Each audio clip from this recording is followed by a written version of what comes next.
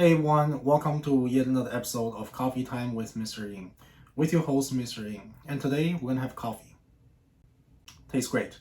So this last couple of days, I released a step-by-step tutorial that's split out in perhaps 6 parts to talk about how to design and build a Streamlit application on your local server, and then containerize it using Docker Desktop. Next, push that image to a container instance on a cloud infrastructure, say on Azure. And then you have some sort of web-based application that's backed by that container instance so that the user can access it.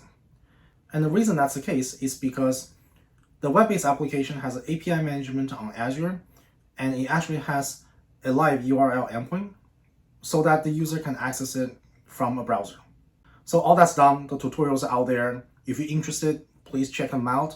I've already gotten some feedback, and from the feedback from the audience, it seems like people do enjoy this kind of tutorial, which is really interesting. And that gives me the confidence to produce similar content, because certainly there's a market there for people to want to learn some of these hands-on skills. And for the developers out there, if you're building machine learning model, AI model, and you want to kind of prove out that concept that can be done in production, I think this will be a cool way to demonstrate to your stakeholders that this can be done.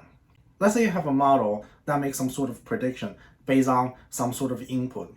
It could be pictures, it could be sentences, it could even be both pictures and sentences, right? It could be also multimodal.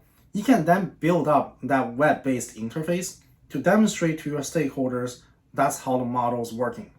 And the model is able to produce certain results with confidence, with explanations, with chain of thoughts on the UI in front of the stakeholder, so stakeholder knows what exactly is it that the model is doing. Now, I personally find that approach a bit more straightforward, and it's easier to get the stakeholders buy-in, and essentially just to help them understand what exactly is it that you're trying to build. I found that a lot of times that people are running code in a Python notebook as the first batch of trial and error, and that's perfectly fine, no problem there. But if you're going to go to market, what is a go-to-market strategy, right? Because we're talking about a model that is not just you that's invoking it. We're maybe talking about 1,000 people on the internet that's invoking this model. What does the API look like if that's the case? What does the load balancer look like? Is it going to blow things up, right?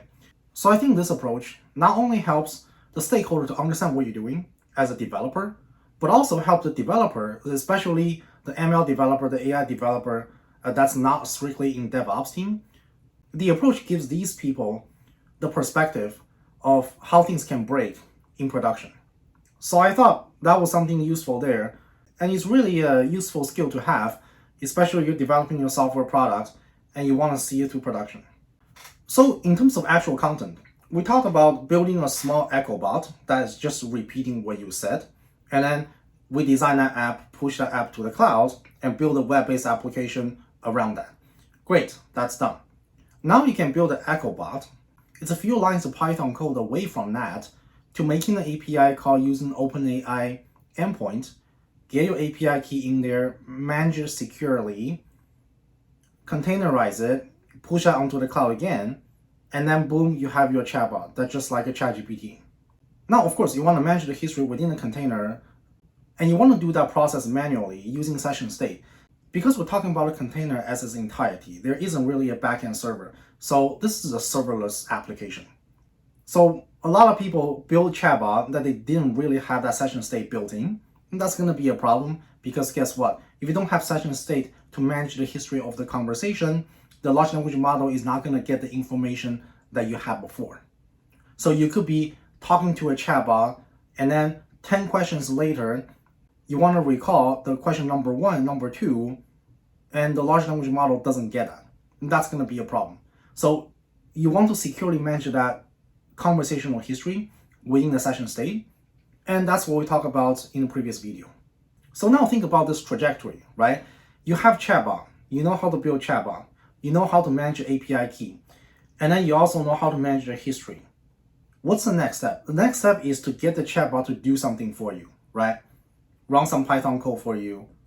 Maybe the chatbot is not just there to talk to you about the Python code, but what if you can run it for you, right?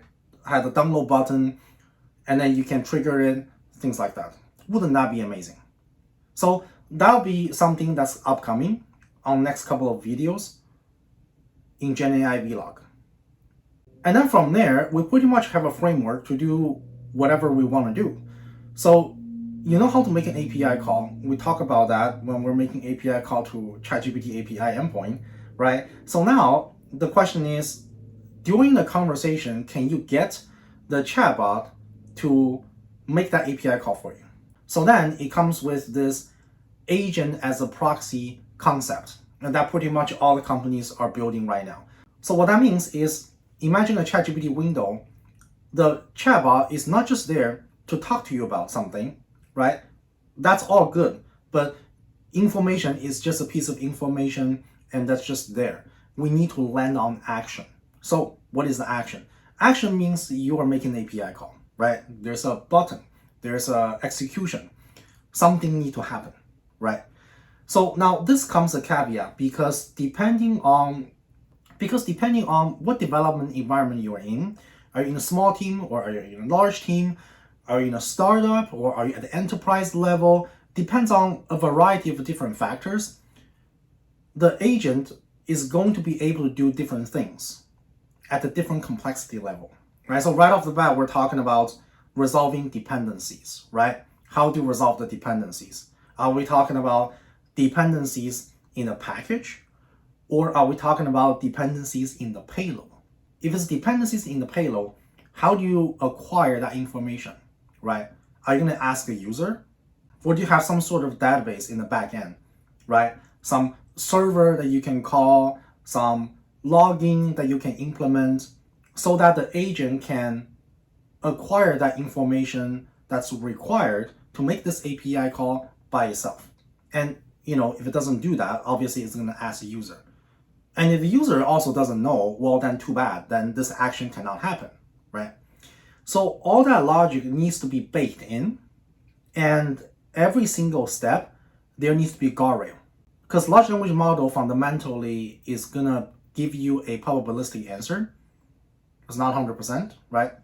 So to avoid caveat situations, obviously you guardrail every single step of the process. So all that content is upcoming. Just want to give you guys a preview of this list of tutorials. Hope you guys enjoy it, and stay tuned. I'll see you guys in GenAI vlog.